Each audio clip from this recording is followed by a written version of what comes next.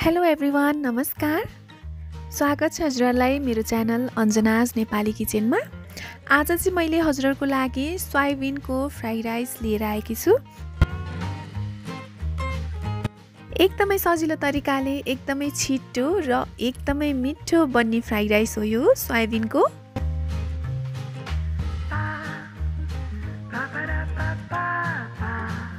अनि हजुरहरूले अहिलेसम्म मेरो च्यानल सब्स्क्राइब गर्नुभएको छैन भने चाहिँ प्लिज मेरो च्यानललाई सब्स्क्राइब गरिदिनु होला।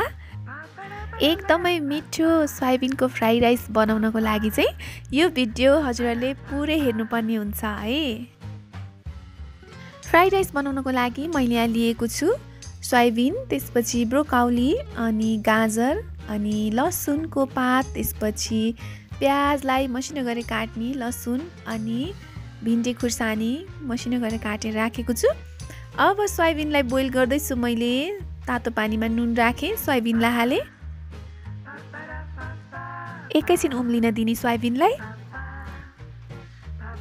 अब उम्लिसकेपछि यसको पानी फालेर मैले सोयाबिनलाई निचोर्दैछु। राम्रोसँग निचोरिसकेपछि मैले यसमा अदुवा लसुनको पेस्ट राखेँ, धुलो खुर्सानी र अलिकति नुन राखेँ। अब यसलाई राम्रोसँग सबैतिर पर्ने गरी चलाउँदैछु। अब मैले यो सोयाबिनलाई एकैछिन यत्तिकै छोडिदिन्छु अनि मात्र तेलमा फ्राई गर्छु। हजुरहरूलाई कस्तो फ्राई मनपर्छ? मलाई चाहिँ अलिकति डिप फ्राई गरेको मनपर्ने भएको भएर मैले अलिकति डिप फ्राई गरेको छु।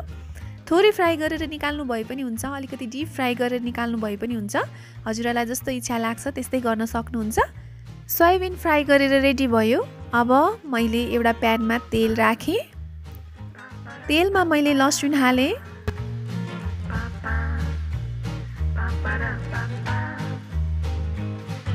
अब मैले यसमा पात लसुनको डाँठहरू हाल्दैछु। पात चाहिँ अहिले एकछिनमा हाल्नुपर्छ लास्टमा, त्यही भएर राखेको छु। एकैछिन चलाइसकेपछि अब मैले यसमा भिन्डी खुर्सानीलाई हाल्दैछु। अब मैले यसमा गाजरलाई हाल्दैछु, त्यसपछि प्याज। अब यसलाई राम्रोसँग एकछिन मजासँगले फ्राई हुन दिने। त्यसपछि मैले यसमा ब्रोकाउली राखेँ। एकैछिन फ्राई भइसकेपछि अब मैले यसमा नुन राख्दैछु। नुन आफ्नो स्वाद अनुसार राख्नु होला। त्यसपछि मैले यसमा सोया सस राख्दैछु।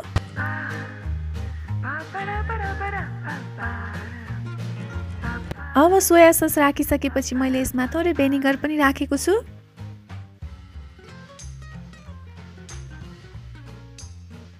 अब फ्राई गरेर राखेको सोयाबिनलाई हालेँ मैले त्यसमा। राम्रोसँग चलाइसकेपछि अब यसमा मैले राइसलाई हाल्दैछु। अनि मैले माथिबाट पात लसुनलाई हालेँ। अब मजासँग चलाउने एकछिन।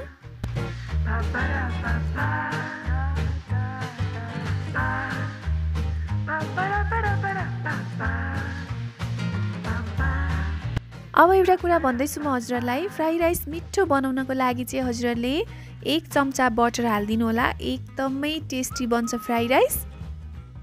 मैले यहाँ 1 चम्चा बटर राखेर मजासँग चलाउँदैछु।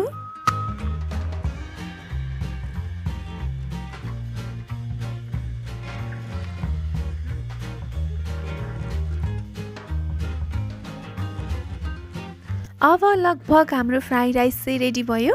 लास्टमा मैले यसमा चिली फ्लेक्स राखेको छु। हरियो खुर्सानी पनि राख्न सक्नुहुन्छ हजुरहरूले। अब हाम्रो सोयाबिनको फ्राई राइस चाहिँ रेडी भयो। एकदमै सजिलो तरिकाले एकदमै मिठो फ्राई राइस हजुरहरूले घरमै बनाएर खान सक्नुहुन्छ। अब मैले यसलाई प्लेटमा सर्भ गर्दैछु। यसरी बनाएर खानुहोला। सोयाबिनको फ्राई राइस एकदमै मिठो हुन्छ। हस् त, सबैजनालाई धेरै धेरै धन्यवाद मेरो भिडियो पुरै हेरिदिनु भएकोमा।